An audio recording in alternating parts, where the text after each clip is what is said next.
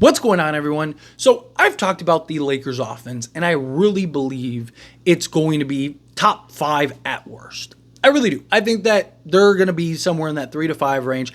I wouldn't even be shocked if they are one of the best, if not the best, offensive teams in the entire league. They were like second in the league last year, and that was without JJ Redick, and that was when they inserted Rui Hachimura. Not for the entirety of the season. I'm talking about just when Rui Hachimura took over and then the rest of that stretch. So offensively, they were really good. I think that they're only going to be better and improve better. You're already seeing the night and day between J.J. Redick as the Lakers head coach and the type of offense we're running, and Darvin Ham and the type of offense he ran, how much he just defaulted to LeBron hero ball, which, again, I've said, on some nights or some occasions, that may be your best play. Game on the line, you're down 1, instead of doing all this crazy stuff, put the ball in your best player's hands and let him go get a bucket. But 2 minutes into the game, and all of your offense has been LeBron holding the ball for 20 seconds and then kicking it out to a shooter, not ideal, right? Run some offense, run some sets, run some actions. Seeing that with J.J. Redick. And I genuinely believe the Lakers are going to be a very good offensive team. But, got to have balance, right? It's a big concern. I've talked about my concerns on the defensive side of things.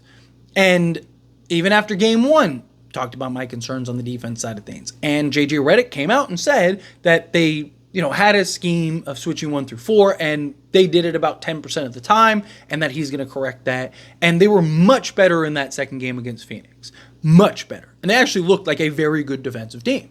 And they've had these stretches, even in the first game, which makes sense why J.J. was like 10% of the time, because it was like a handful of possessions, like a quarter. Right, where the Lakers looked like a legit, like you could see this being a top 10 defense at worst, right? You got to have that balance. Like even last year, as good as the Lakers were offensively, even when the Lakers were like 9-0 after inserting Rui Hachimura in the starting lineup, I kept coming on here and I kept saying, it's great. I love it. We're winning. Looks good offensively. What happens when the offense just hits a wall? We can't stop anybody. We are literally just trying to outscore teams. And when you're cooking and the offense is clicking and everyone's hitting shots and it's looking good, then yeah, right? Like you're going to win a lot of games. And particularly in the regular season, that works. Right? I even talked about Phoenix after the and the live stream, the post-game stream, and then also in a video breaking it down after. I talked about how, Mike Budenholzer has the Phoenix Suns playing that Mike D'Antoni 10-second or less, right? Get up 43s, take shots in transition, 10 seconds, need a shot up, get back, right? And they're probably going to score a lot of points, right? They're probably going to score a lot of points because they have guys like Bradley Beal, Kevin Durant, Devin Booker, all that stuff. But they're undersized and they can't defend. Right, so they literally are just trying to outscore teams. Like, that's their entire goal, entire purpose, which is why I don't believe that they're going to win anything. You still need balance. Dallas didn't get to the finals on their offense. They got to the finals on their defense. Same thing with the Minnesota Timberwolves. How did they get to the conference finals against Dallas? Their defense. Their defense was smothering against the Denver Nuggets, right? Boston, yes, they were the best offensive team in the league, but they were also an excellent defensive team. They were one of the best defensive teams in the league. So you had that balance. And I talked about how I don't trust the Lakers because they have this high-octane offense, and when you get to the playoffs, that's not going to work, 4 times a series every game. I mean, there's always the chance you just get hot and catch fire, but eventually you're going to run into that team that's able to cool you down, and are you going to be able to get the stops necessary to then go and win the game? And they ran into Denver, and everything that I talked about ended up happening, and I was like, this sucks, right? Lakers offense looking great. Lakers are up 20, baby. Kick back. Denver who? Right? Mike Malone, get your bib, crybaby. And then, there we go. Like, how are we down 10? We were just up 20. Right? Like, it was just a disaster. And then, we're putting our bibs on. Like, oh, man. Like, it was rough. It was rough. And, again, in the regular season, you can get away with that. Because teams aren't exerting all their defensive energy. Teams aren't like when you get to the playoffs, right? Like you have teams really focused on protecting the paint and closing hard on the 3-point shot. And when you're not able to do those things, it's a problem. And you're not able to stop guys. You're not able to defend on the perimeter. And it's like every game you're watching guys just have like historically great nights shooting the 3 ball. And it's like, what is going on here? Right? Again, the Lakers offensively are going to be great. And they're probably going to win a lot of games. I think that they win, 50 plus games.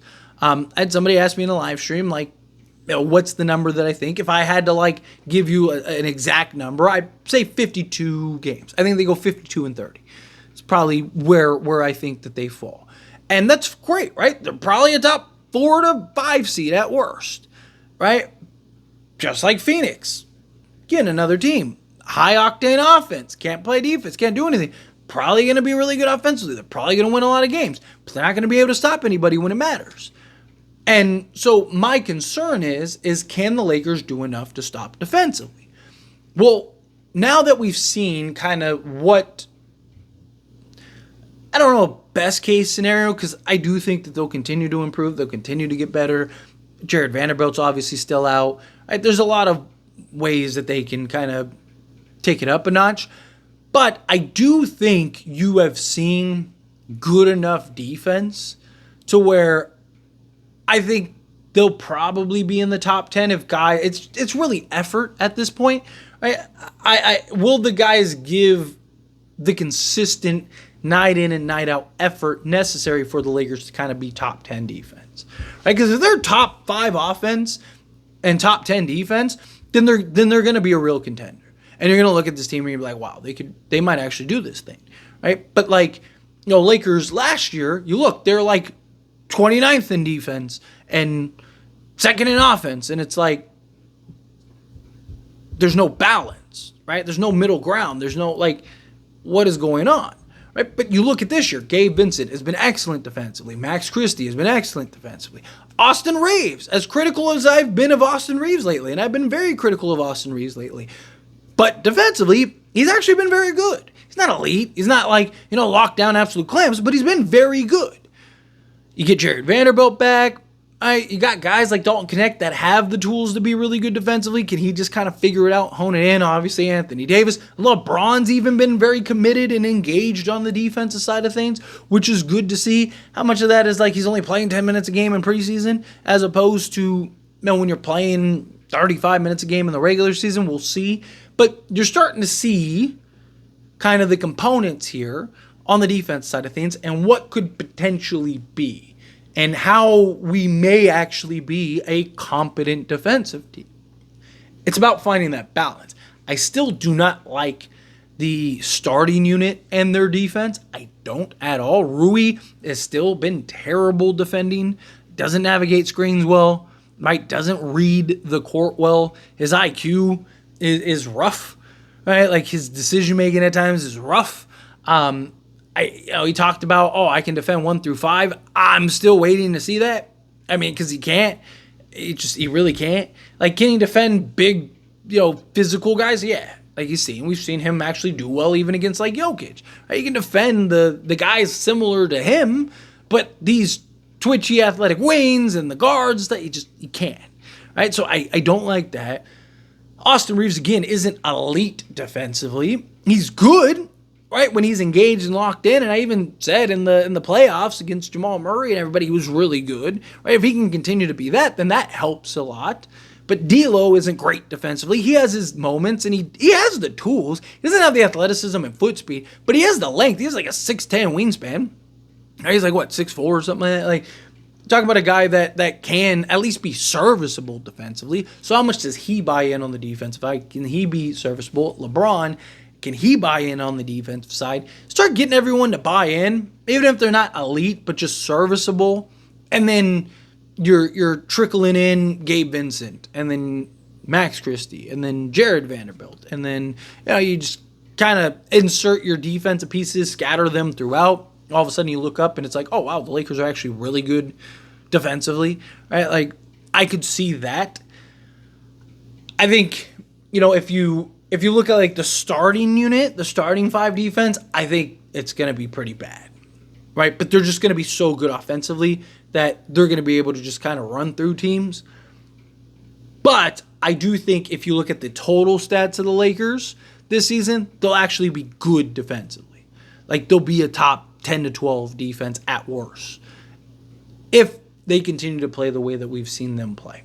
Again, that's a big if, right? Like they have to stay engaged. They have to keep working hard on the defensive side. They have to communicate. They have to buy in, right? They have to buy in on the defense side. Now, I do think that because their offense is going to be so good and it's going to be so natural, it's going to be so easy to generate because JJ Redick's offense is doing its job.